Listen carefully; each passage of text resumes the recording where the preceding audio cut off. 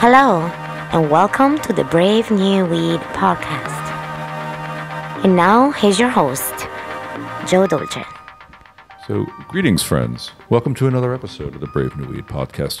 We have a fantastic show tonight, as we always do, but this one is really interesting because it's about really how to clean your receptors out so that you can use cannabis, you can use less cannabis to get more effect. It's a fairly new idea that science bears out, and the doctor who's with us tonight, Dr. Dustin Sulak, has really sort of promulgated this idea and found how effective it really is.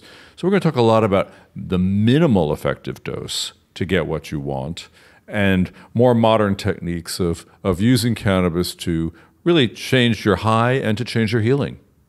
So stay tuned for that. First, Matthew, we have some amazing news this week, do we not? I'm really excited to talk about some of the news we have for this program, yeah. You've been waiting for this moment. So what's turning you on? So the first thing I want to discuss is Politico. Everybody's familiar with the Politico website, has published a sort of an opinion piece, and it's titled Legal Marijuana's Big Moment. And the premise of this is it's highlighting all of the very big landmark things that have happened really over the past handful of weeks that it's gone on. And Politico goes so far as to surmise that we are really only the 2018 elections and potentially a flipped House of Representatives away from the complete deschedulization of cannabis in the United States. Well, you know, legalization and schedule change are two different things. Well, this would be descheduling. That would be amazing if they descheduled it. And in fact, one of the things that has gone on is Chuck Schumer announcing that he is going to draft and put forward that bill. He's going to work to fast track it, and that's complete legalization and deschedulization of... So let's enumerate some of those things that you think, or that everybody should be thinking are pretty groundbreaking in this world. One is the fact that John Boehner... Sure. has now joined a cannabis company, right? Yeah, that made it board of good directors, and that made it okay for Republicans to be pro-cannabis. Is that the idea? There's a lot of that. I think it's not only is it okay for Republicans to admit that they don't have the big problem with it. I think it reveals the man behind the curtain, as it were, about the falsehoods of the big scary monster that is cannabis. But then I also think that it really just shines a spotlight on the financial side of it, and how much money there is to be made. Because if someone who was vehemently opposed to legalization, to use, to anything like that, just say, you know, my thinking has evolved. Yeah, I think you're a little bit of forced evolution by way of greenback. Yes, I think that's a green way of thinking, as a matter of fact. The other thing is Cynthia Nixon. You got to give her credit, right? She has moved the glacier that is Andrew Cuomo into now saying that he will look at legalization in our blessed state of New York. Yeah, and I love that he's acting like it's his idea. Yeah, like it's him. He's such an asshole. Really thought about it now. He has to say that, right? Exactly. And there's a lot more too. Mitch McConnell has fast tracked a bill in the Senate to legalize low THC hemp. Which can be used, and they're looking at, you know, paper and cloth and fabric and construction materials and all that stuff from industrial hemp, and trying to get that pushed through. The whole Cory Gardner deal, to where he's sort of made a deal with the devil and President Trump, that Trump has agreed, at least in theory, to completely stay out of Colorado, the what they are calling the experiment that is Colorado. In legalization, and there's some dodgy stuff with that. I don't know if we should be making deals on, you know, just allowing certain appointments to go through just because you can get a deal out of it. I think everybody needs to get looked at regardless. But aside from the point, that's still really positive. The FDA and the World Health Organization study that just came to a close. I'm really curious to see. You mean asking people's opinions about legalization and use, getting correct? Those firsthand use accounts. All of these things sort of point to... Israel is about to export again. I think Bibi turned his little mind around on that. Oh, I didn't hear that. This is what I hear. It's about to go forward. I hear it. It's not official, but it seems like the world is changing. It really does. Is it possible that Donald Trump will be the president that allows the legalization of cannabis in the United States? I can't really quite get my mind around it, but it does seem possible. The man is interested in legacy. It is true. That is true. That's maybe the only thing if he he's wants really his name written into the history books, that would be a way to get it done. It would be a very like Mr. Magoo way to stumble into doing the right thing, but it definitely would put his name down in the annals of history. Speaking of this sea change of the sort of political minded and the rules bound type, it has prompted a little bit of blowback. No kidding. No kidding. So in an interview that came out just before us sitting down to record this, a couple of people over at Newsweek spoke with Cheech Marin and Tommy Chong, who have declared that now that stale white guys like John Boehner are involved, that pot is officially over. They're right. Pot is over. Cannabis is here. That's an interesting way to look at it. I think it's the truth. They're over, or their image of thing is over. Well, it does seem to be that, we are getting away moonshine from... is over. Moonshine is over. We're entering the world of Jack Daniels. Well, and I think, they're teasing. They're having a fun time. They're like, oh, it's boring now. You can get it everywhere. There's no excitement left in it. Well, but yeah, unless you happen to be somebody who happened to get busted or arrested or had their life changed for doing something that was deemed illegal. Well, there you have it. Cheech and Chong, the longtime standard bearers and litmus test of stoners everywhere, have said that they're done. They're over it. I think on that note, let's move into our session tonight, into our broadcast, okay? You can find Brave New Weed on all the popular social media platforms. You can find us on Facebook, Twitter, and Instagram, all at Brave New Weed. Our guest tonight is Dr. Dustin Sulak. He's a doctor of osteopathy practicing in Maine and in Massachusetts. And he's really a groundbreaking guy in lots of ways. He's really talks about the wellness aspects of cannabis, which is interesting. It's a different thing from medical cannabis. It's how to use it to really stay well, stay healthy. And he talks a lot about minimal basic usage, not taking the maximum dose, taking the minimal dose. And for people who are aware of medicines, this makes a lot of sense. And I think this really represents a new generation of thinking about cannabis. I mean, I think he's the next generation. I think he's way ahead of the most. And I'm really pleased that he was able to make the time to join us tonight. His name is Dustin Sulak, and he also has a website called healer.com, which is well worth everybody who uses medical cannabis is spending a few minutes and hours checking it out. We're growing, and we're growing quickly. And one of the ways we're growing is when people share our podcast with people they think might be interested in it. So we want to encourage you to hit that share button and send an episode to somebody you think will find it of interest. So with us today is Dr. Dustin Sulak, an osteopath and the founder and director of the Integrate Health Center, a cannabis-oriented holistic and healing practice near Portland, Maine. He's also co-founder of healer.com, which is a great educational website for both patients and physicians. Dustin, welcome. Thank you. Good to be on. I want to know, you've been practicing cannabis medicine for, 9 years now? How did you find your way to it? Give us a little background, please. Well, I've always loved cannabis since I was about 15 years old, to be honest with you. It was served more of a spiritual purpose for me at that age. And I was looking for spirituality and connection with nature. And I found cannabis and started to recognize that probably a lot of what I had been told, not only about cannabis, but about other things, was probably not correct. And as a kid, I had a lot of medical treatment that never really helped me. And I do think that cannabis helped me kind of see that in a different perspective and helped me get on a path towards more natural healing-based medicine.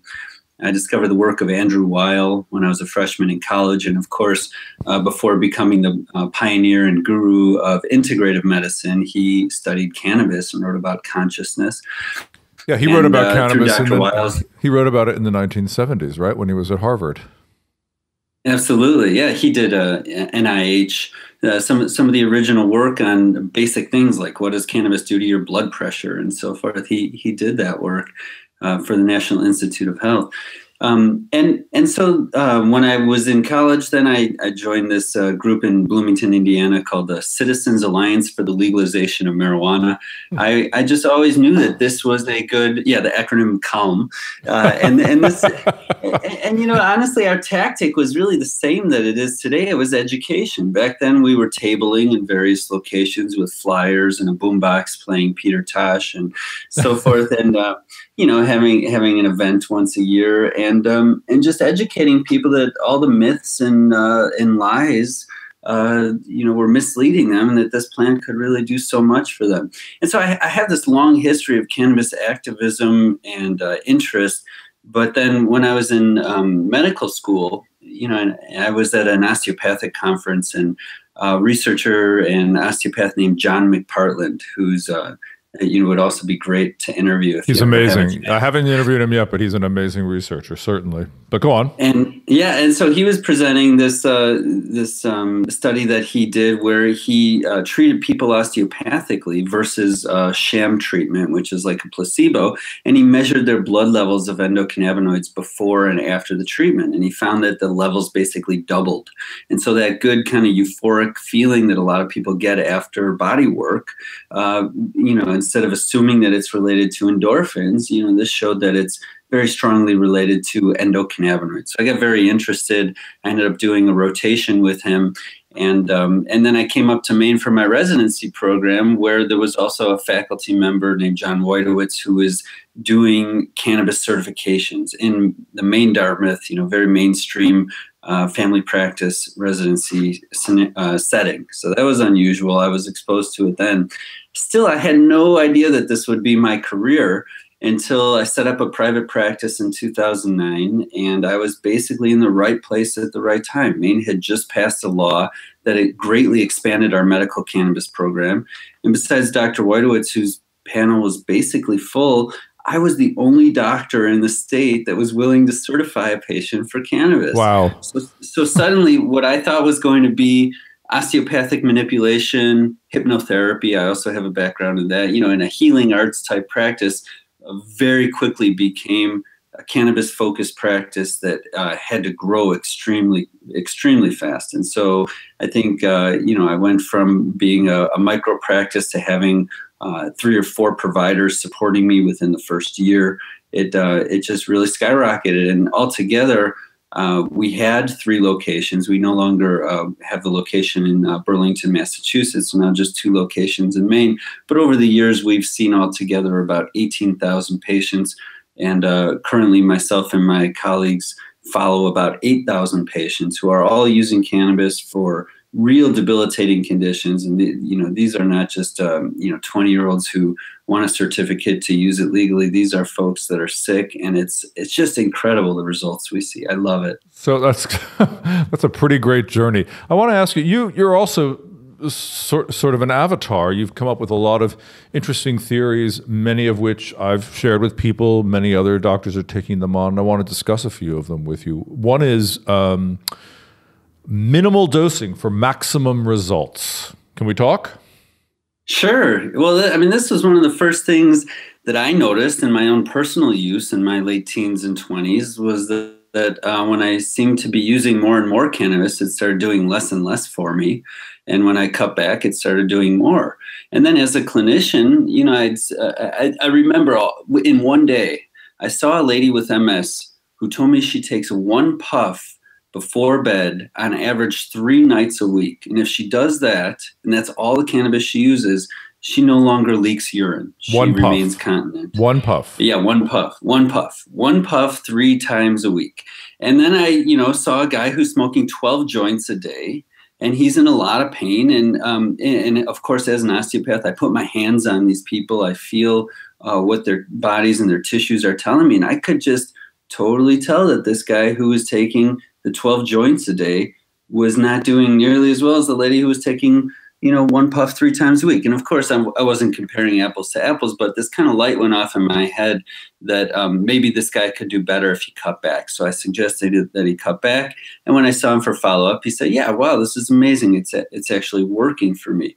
So I started asking all my patients, if they noticed they had built tolerance to cannabis, and the ones that said yes, I asked them to find out how long of a break they would have to take in order to regain that tolerance. And when I got the feedback return, it was around 2 days. Most people said 2 or 3 days of cannabis abstinence, and they could start again, and they'd be very sensitive to it. And that's interesting because then just a year or two ago, there was a study published that actually looked at functional MRI in men who were heavy cannabis users who had downregulated their endocannabinoid receptors. Basically, the mechanism for building tolerance to THC is that these little receptors, which people often think of as like the keyhole on the surface of the cell, the THC or the endocannabinoid would be the key that fits into it. Well, if these keyholes are overused, right, if you're just using the lock way too often or too strongly, it gets pulled into the cell. It gets sucked inside, and then it's no longer on the surface of the cell. It's no longer available for stimulation, and that leads to cannabis tolerance, right? If you don't have you don't have the keyholes. The keys can't open the door, right? That's right. No keyhole. It doesn't matter how many keys you try to shove in there. It's just not going to work.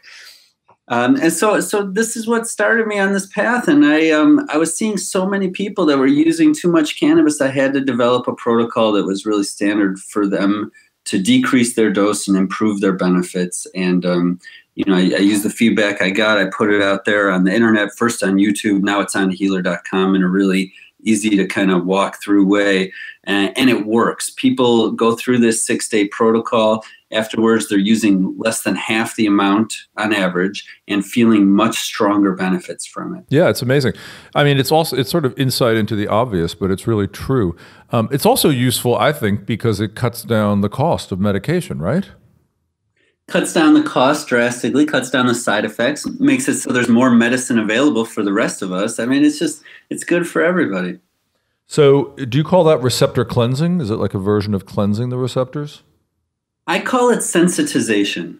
It's a way of becoming more sensitive. It's a methodical approach to becoming more sensitive to the effects of cannabis. Can you take us through it? You said it's a 6-day. Can you just give us like a top down of what goes on? No, very simple. So it's 2 days of cannabis abstinence, and I like this to be somewhat of a ritual. So say you're a cannabis smoker, you would kind of look at the clock on, say, a Wednesday night and see it's all right, 6:30. I'm going to take my last toke now. This means that I'm going to break my fast on 6:30 Friday night. So you be intentional about it. And then during those first 2 days of cannabis abstinence, I suggest certain activities and dietary approaches to upregulate the endocannabinoid system, meaning to help you produce more of your body's cannabinoids that come from the inner pharmacy in your body, so that you can kind of compensate for what some people may experience as withdrawal symptoms during that cannabis abstinence. Wait, tell me quickly how you do that. I want to know. Oh yeah, so any type of exercise that is pleasurable and enjoyable. Basically, forced exercise is seen as a form of stress for the body, and the same exact exercise, if someone chooses to do it willingly, would be seen as stress relief from the perspective of the body and increase the levels of endocannabinoids. It's really any type of exercise, but I've got several of them on healer.com. That are things that I think the typical cannabis user would enjoy, based on Qigong, which is a Chinese practice for energy movement, based on yoga, and based on some of my osteopathic background. So things that get you breathing deeply, things that get you feeling good. And from a dietary perspective, it's omega-3 and 6 fatty acids, but especially 3, because most people don't get many of those in the diet. So it could be sardines, hemp seeds would be a great choice, or just supplementation. Raw cacao or dark chocolate would be one that can indirectly upregulate endocannabinoid levels. So some of those dietary suggestions and the exercise, and then they go ahead and break the fast. Now this next step is important. So the first 2 days, no cannabis. Day 3, 4, and 5, you use the cannabis 3 times daily to the minimum dose that makes you feel something. So basically, if you're a smoker, it looks like this. You pick up the pipe, you take 1 puff, you put it down, you look at the clock, you wait 5 minutes. If you feel absolutely nothing in 5 minutes, you take another one and repeat that process. But if you feel even the littlest something, like maybe I'm kind of feeling a little bit elevated, then you're done. That's it for that session. And you repeat that whole procedure 3 times a day for 3 days. I also have something on the website called the inner inventory, which is a very simple way that people can kind of look inside themselves and rank with a score to judge whether or not they actually feel different. You know, a lot of people don't have a lot of experience with body awareness and self-awareness. And so this is a really simple tool that helps them measure how smooth their breath is when they take a deep breath, how comfortable their body is when they remain still, and how authentically they can smile or feel content or happy. How does grandma relate to the receptor cleanse ritual? Grandma? Yeah, like if you have a patient who's elderly and using cannabis, I don't know, for pain, say, or insomnia, how does she relate? I mean, is it an easy thing to take on? It is, but for grandma, I mean, we're rarely in that situation. You know, it's interesting that you brought grandma up because almost all of my new patients are 70 and above. There's been this incredible shift now, and most of them come in saying they don't want to get high at all, and right. I kind of go along with that for the first few months of their treatment, and then once we get to a certain point where they're like really comfortable with cannabis, they love how it helps them with pain and sleep and stuff like that. And then I say, you know, that thing that you wanted to avoid before, that high, I think that you probably have a misunderstanding of what that's like, and that you would really benefit from a couple hours of that once in a while, you know, before bed. So let's take your bedtime dose and shift it to supper time and see how that treats you.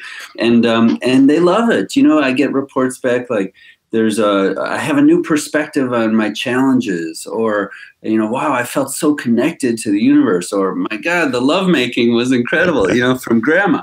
And these are, I mean, the consciousness altering aspect of cannabis, as you know, Joe, from, I know from other podcasts that you've had, this is still one of the primary healing powers of this plant. And so many people are looking to avoid it, which is fine for an introduction, but we got to include it at some point for most people. Yeah, you and I agree on that. You're using a lot of CBD medicines up in Maine? Sure. I mean, there's everything here. We have some locally grown hemp-based CBD that just came out from last fall's harvest. So that's interesting. I like that it's you know, kind of a hemp product that's local. But we have caregivers and to some extent dispensaries that are growing ACDC, Charlotte's Web type strains and so forth, and producing those into CBD products. And then we have, you know, people that are ordering bulk CBD powder from the internet or from a distributor and kind of mixing that into medicines for CBD as well. And are you finding that people are doing okay with just CBD, or do you feel that a little bit of THC, even as low as 1 milligram, makes the difference, amplifies the effects? What's your experience? So yeah, it's been interesting for me to actually work with some of these pharmaceutical type grade CBD products. And when I say pharmaceutical, I just mean like single molecule, because I've been able to get a sense for what they're useful for. And first of all, not very potent, right? So if someone were to get pain relief with, say, 3 milligrams of THC, they may need 30 milligrams or 50 or even 100 milligrams of CBD to get that same type of analgesia. And so it becomes kind of cost prohibitive for a lot of people and not really practical. I also see adverse effects to CBD, and everybody says, oh, CBD is so well tolerated and there's no such thing as a side effect. And you know, to some extent that's true. It's very well tolerated for most people, but I've had a number of folks that get irritable. They feel like they've had too much coffee, or they're jittery. The jittery thing, it's kind of like mood changes that are undesirable. Yeah, I've been reading that it promotes wakefulness. That's if you take too much, that it makes you jumpy, That's wakey. Because both of us experience like not being able to sleep after being on a regular dosage of CBD for an extended if you period use of time. too much, I find if I'm up to like 100 milligrams a day, it's too much for me. It starts to feel like and everyone's different. I've had these complaints about what I would call the psychoactive effects of CBD as low as 5 milligrams. Some people are very sensitive to it, and so yes, it's an awakening, alerting molecule, drug we could call it. But typically, when we get a whole plant CBD, it comes from a strain, and these are usually more hemp-like strains that have higher levels of myrcene, the sedating terpene. And so I think in the context of the whole plant, that CBD alerting effect might be balanced out a little bit, which could be desirable for some people or maybe not desirable for others. But I'd say about 5%, maybe 10% of my patients who are using CBD report that it does disturb their sleep. A lot of people say they feel awake. They go lay down in bed, they close their eyes, and they can fall asleep no problem, which is unexpected because they feel so awake. But then there's some people who just literally it disturbs their sleep. I mean, also what I've been reading a lot of and researching is it's so dose related, right? So if you take, obviously, like all cannabis products, if you take a small dose, you get one effect, but if you take too much of a dose, you get that opposite effect, right? So that is very clear with THC, right? I mean, if we look at the overdose symptoms of THC, it's almost all the symptoms that the right dose of THC would make better. Nausea, vomiting, spasm, confusion, anxiety, all that stuff. With CBD, I do see that bidirectional effect to some extent, but it's not as pronounced as it is with THC. I think that with CBD, there are a lot of variable responses from one person to the next. Another great example is with seizures, right? Everybody thinks that CBD is great for seizures, and it is. But in my patient population, in a study that I published last year and in a few other studies that were very similar, observational studies on groups of people with refractory epilepsy, meaning hasn't responded to conventional treatment, there's somewhere around a 3 to 5% rate of CBD actually making seizures worse.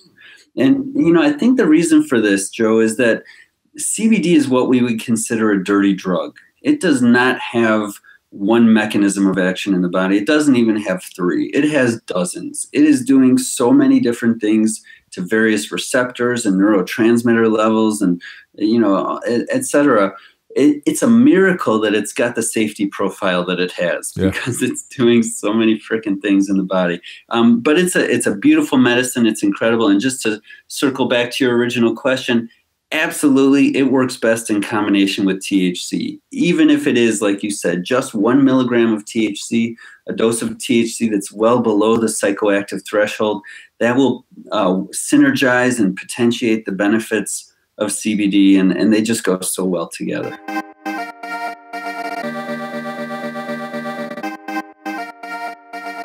Let's play a little game, will you? I've been playing around with microdoses of THC, and I'm trying to define the effects of 1, 2, 3, 4, and 5 milligrams of THC. Well, and you also just used a very curious term of threshold. Yes. So that indicates that you have some additional information in this regard. Is there a minimum dose THC threshold that is like a ubiquitous standard, or is this per person? How does that work? Yeah, the psychoactive threshold is different for each person, and it changes over one's lifetime for sure. I mean, I see people come in that have, they used to be heavy smokers, and now they can't even tolerate 3 milligrams by mouth because it's just too psychoactive for them. So, I think people have to be really open to their relationship with cannabis having different chapters that can be really distinct. But so what's the threshold? I'll tell you that in rodents, in one rodent study, a tiny dose that would be equivalent to, let me just get this right here. If it translated to humans, it would be equivalent to someone my size taking about 1/10 of a milligram of THC. Your size is what? What's your size? I'm about 70 kilograms. 160 pounds? Yeah, exactly. So at 160 pounds, if I were to take 1/10 of a milligram of THC, if my brain behaved like this rodent brain, which knowing me, it might, and then that tiny dose would be enough to change signaling molecules, to provide neuroprotection against injury, to really shift my physiology. And I know that would be a dose that's well below anything that I would feel as psychoactive unless I was, had just been meditating for a week or something like that and had extreme level of self-awareness. And so I think that we're being physiologically affected by THC, even in these tiny doses. The question is, at what point does it cross the threshold of our awareness? Right. And when it does cross that threshold, are we able to recognize that and utilize it in a productive way that enhances our health or enhances our performance? And I think that a lot of people are figuring that out through the so-called microdosing approach. That's what I want to talk about. So I've been trying to write a scale about these low microdoses, under 10 milligrams, of what the effect is, trying to explain it to someone who's sort of cannabis naive, all right?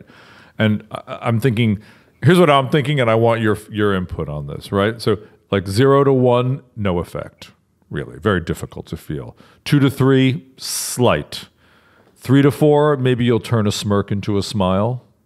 And 4 to 5, maybe enhancement. And after that, a little bit elevated, and then maybe you get to high somewhere around 8 to 10. How does that work with you? How would you put those numbers or words to a scale of milligrams of THC? I think you're pretty close there, Joe. I would shift it down a little bit. I'll tell you that if I took 5 milligrams, and I'm assuming we're talking like a tincture, an oil, or yes. a capsule. If I did an oral dose of 5 milligrams right now, about 2 hours from now, I would be too stoned for most situations. Like, definitely, I would not want to be that stoned for like taking care of my kids and doing the dishes and all that stuff. 5 milligrams is a lot for me. It's enough to get my heart beating strong and fast. And that's because I'm very sensitive to it. I love THC, but I have to use a small amount unless it's really for spiritual purposes, intentionally to go beyond somewhere that. There. So for me, 3 to 4 milligrams is like a nice, comfortable euphoria, and 5 to 6 becomes a little bit past that. And I know I wouldn't say I'm an extreme outlier in terms of my THC sensitivity. I'm definitely on the lower aspect of that spectrum, though. Yeah. What about 1? Did you get any effect from 1 or 2 to 3? From 1, I typically don't feel much. No. From 2 to 3, it would be maybe my shoulders feel a little bit more relaxed. I'm a little more likely to smile. I have absolutely tried 2 to 3 milligrams and done the inner inventory before and after, and I do get a shift in my inner inventory score from 2 to 3. So yeah, that's a therapeutic dose for me. That's a good dose if I'm in pain or if I'm having some other kind of health issue. That's a good dose for me to take, and it's very functional. Does 2 milligrams typically? 2 milligrams. Does that translate over as well in your practice to patients? Are these like 2 to 3 milligram doses where you're asking patients to target as well? Yeah, it really depends on people's health, but I get asked the question a lot, does cannabis make people better to the point where they stop using it? And, I wish that were the case. It's most often not, right? And I don't see why they would stop using it when it has so much to offer us. But what I do see is that as people get healthier and healthier, they use less and less. And this kind of maintenance dose of THC for someone who's feeling healthy, who wants to stay healthy, that is in that 2 to 3 milligram range, but maybe 2 or 3 times a day. So it's starting to sound to me like we have a bit of a nomenclature problem. We're referring to things like dose and microdose, but it sounds like we need to shift away from that. And what we are regularly referring to as microdoses should be our dose scale, and anything 8 and up should probably be macro dosing. Right. Well, I think the term microdose was just borrowed from psychedelics when it was actually talking about micrograms of a substance, right? I mean, I told you, like, maybe I could do 10 micrograms and have some brain shifts, but I wouldn't be able to observe it. So we're not really microgram dosing cannabis. Micro meaning small. I'm okay with that term, but it really depends how out of whack somebody's body is. And when there's a lot of coherence in the system, I think of a human being as a complex polyrhythmic system. We've got our circadian rhythm, our breath, our heartbeat, little cells vibrating fast, all these different rhythms.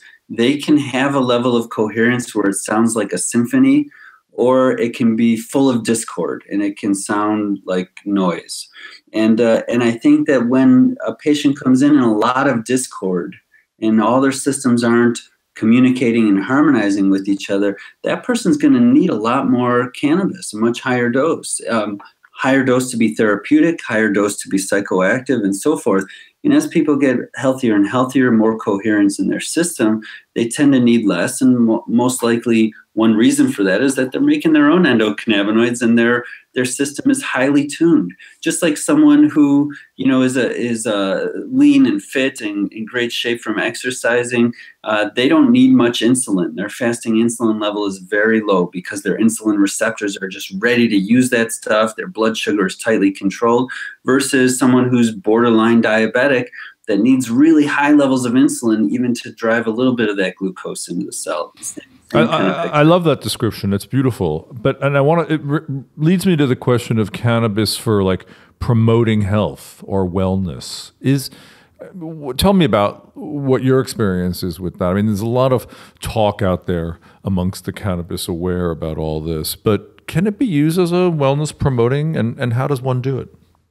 Well, I believe that it can, and I'll tell you why. I mean, it's the right question to ask, because one of the biggest problems with medicine right now is that we wait until people get really sick, and then we spend a bunch of money trying to fix them once they're sick, when it would be way more cost effective and, of course, way better for quality of life and productivity and everything if we were to prevent them from getting sick. So there's always been this kind of awareness that prevention is something the American medical system should look into a little bit more. But instead, our current methods of prevention are basically, vaccinating our children and taking statins to prevent your first heart attack, none of which have very good data, but I won't go down that tangent. Thank you.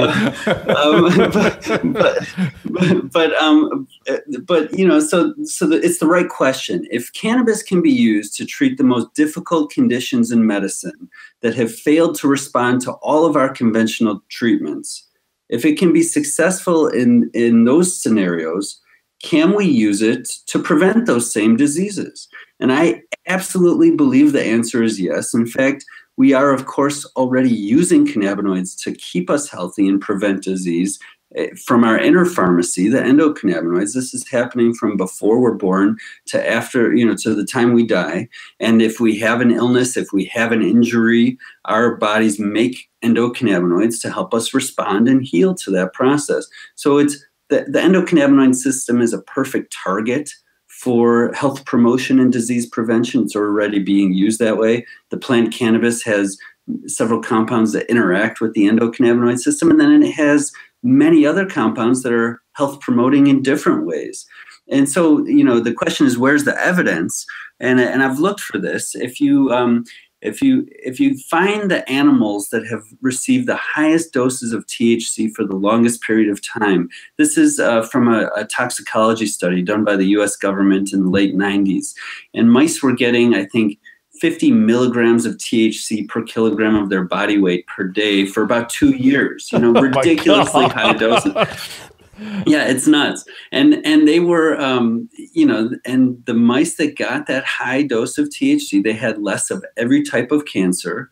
They had a lower body weight and a longer lifespan than the group that got no THC or lower doses of THC. So from a pure toxicology standpoint, there's already some evidence that when we try to kill animals with THC, in some ways they actually do better. They start thriving. It's thriving behavior. But right. I have to say, when I was reporting Brave New Weed, I spent an awful lot of time among cannabis culture, right? And there were very few overweight people. It's true. It's just true. Most people were skinny. Even though they have the munchies. They're eating all the time, and they're eating shit food. I mean, I'm not exactly saying but they're not overweight. I mean, very few, and it was really interesting. And we know why. I mean, now researchers have looked at that question and elucidated why. And so, this brings me to the human evidence to support why I think cannabis could be protective. And we can absolutely start right where you went. Obesity and diabetes, much lower rates of obesity and diabetes in the cannabis using population versus the non-using population. But then it gets even a little more interesting. If we look at conditions like heart attack, traumatic brain injury, and other types of brain bleed. And this has been done several times now. Yep. You take hospital data, you split it into the people that are positive for THC in their blood or urine or that admit to using cannabis and the people that are negative for cannabis. And you look at their outcomes. And so with heart attacks, less overall mortality, less death, less need for an intervention, except for respirator, more need for ventilation in the cannabis using group, probably because they're smoking, not vaporizing. Yeah, they're exactly, that's right. And same with brain bleeds, less likely to die, less permanent dysfunction, faster recovery. Same with traumatic brain injury, less death. And so that we see that there's this protective effect that cannabis is providing to our cells. And from the animal research, you don't need a lot of it to attain that protective effect. So interesting. I want to talk more about this, but I want to talk to you about it in a subsequent episode. That's a really fascinating topic that I want to know more about. Yeah, I mean, you're just full of information. Can we talk again, please? Absolutely. This is fun. You got me going tonight. I'm going to get you going more, I promise. Dustin, thank you for joining us. You're welcome. It's been a real pleasure. Thank you guys both for doing your podcast. You're doing a great job, and it's the same mission. It's education. Get the truth out there. Education before you medicate. Educate before you medicate.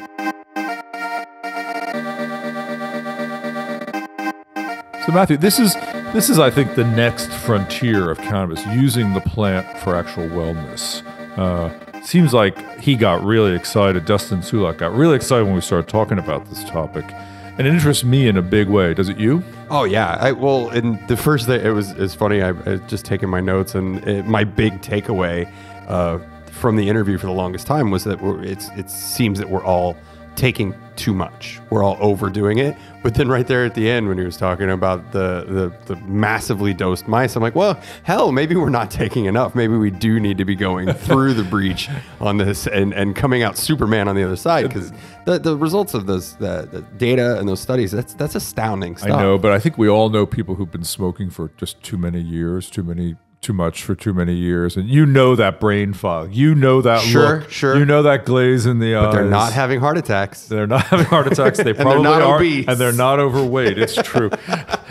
But man, having a quick, concise, succinct conversation, not in the cards. Yeah, no, not happening. Yeah, you know, it's interesting. I've been reading this book called "Stealing Fire" by Stephen Kotler and Jamie Wheel that I want to recommend to everybody. It's an amazing book about just about so many things, about psychedelics, microdosing psychedelics, and neurobiology, and how it all plays together, and how maybe we're at the brink of a breakthrough in society. Maybe. But it talks about how people are mobilizing certain brain chemicals, like the ones we all want, serotonin, and the ones that make us feel really good, and anandamide, the internal version of cannabis, of THC that our bodies produce, is one of those 6 powerful chemicals, the power chemicals that are really mobilizing people to get further in consciousness and really change the world. So I really, that sounds like a really hippy-dippy explanation of what this book is. It sounds like the second coming of the stoned ape theory or Forgive something. me. It's really about people like the guys who started Google and Elon Musk and Navy SEALs and people who have developed trailblazing ways of viewing the world, thinking about the problems the world has, solving the problems, about increasing sort of mental and physical acuity to the point where, they're not supermen, but they're really sort of tapping into different ways of thinking about things through mobilizing the chemicals in their brains. Anyway, I can't go on about it enough, and I certainly can't explain it well enough because I haven't finished the book yet, but Let me recommend it to you again. It's called "Stealing Fire." Well, it's a bit tangential, but maybe we can get Stephen and Jamie to come on the show. Oh, I think we're going. I'm gonna put the word out. If any of our listeners know how to reach Stephen Kotler or Jamie Wheel, send us a email, will you? Meanwhile, we'll be talking to the publishers and see what else we can find out about them. We always love hearing from all of our listeners, and if you guys have questions, we're happy to answer them. You can always contact Joe or myself at bravenewweedcast@gmail.com. Joe, I think that for me, the biggest takeaway from this conversation is this idea of how we've just been conditioned to take too much.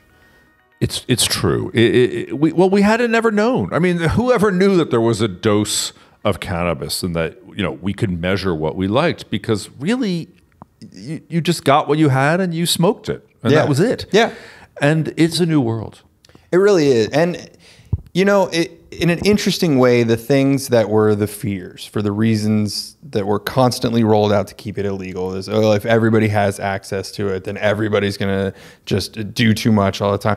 Honestly, that fear, there is some truth to that. If it was available everywhere, you are going to have people that will just walk in and they won't think about it at all. It's true. And they'll just grab a box of chocolates or whatever, and they'll sit there on the bus ride home. Eat the whole thing. Face the whole thing, and then they are, they're done. But Matthew, it's the same with sugar. It's the same with coffee. It's the same with alcohol. It's the same with any substance. They can all be consumed to excess. Of course. And the reason why I think it's so important to have the conversations like this, where we understand, is because I don't think anybody who has never had a cup of coffee in their life is just going to wake up one day and be like, you know what, I think I'll try coffee. Give me 16 cups of coffee. Yeah. That mentality is not something that we have. However, we do have it when it comes to cannabis, when we say, all right, give me whatever I can get for $20, and I pack it into my bowl and I wreck it all to my face. It's an artifact of prohibition. Yeah. It's the same thing with alcohol. When there was alcohol prohibition, people bought as many bottles as they could find because you never knew where you were going to get it again. Mm-hmm. And chances are they drank their faces off because... Same thing. I mean, here we got it. Let's use it. Let's go for it, man. Let's get smashed. It continually had to get stronger, and it had to be easier to hide, so it needed to get smaller. It's the same paradigm here. And once things are out in the open, and we actually have labels on boxes that say, oh, yeah, this is 10 milligrams of whatever, people can be more measured about it. They can make an educated choice. Mm-hmm. So I think the next big thing in cannabis, besides strains and all this other stuff, is actually learning, okay, what is your optimal dose? What do you like? What is good for you, just to shift your consciousness? Or even several, right? Yes. Like your optimal dose for mowing the lawn, well, your exactly. optimal dose for dealing with pain, your optimal dose if you feel like a panic attack or a migraine is coming on. Do I want a glass of wine tonight, or do I want 3 glasses of vodka? Right? We know how to gauge that. We know what we want. And I think the same is coming for cannabis. The next episode of Brave New Weed Podcast is going to feature a man who moved from criminal to mega entrepreneur. His name is Dennis Hunter. He has an astounding story that he's really willing to talk about in great detail, and today runs one of the largest cannabis companies in California very successfully. It's a really fascinating story, and I highly recommend you tune in and check it out. Thanks again for tuning in, folks. Come back again soon. Thanks for listening to the Brave New Weed Podcast. This episode and all future episodes are made possible by amazing listeners like yourself. If you like what you've heard, we encourage you to show your support by giving $1 a month for special access and rewards on patreon.com/bravenewweed. You can also follow us on Twitter and Instagram via @BraveNewWeed. Find us on Facebook at facebook.com/BraveNewWeed. And remember, you can always find more information about us or information discussed in each episode by pointing your favorite browser to bravenewweed.com.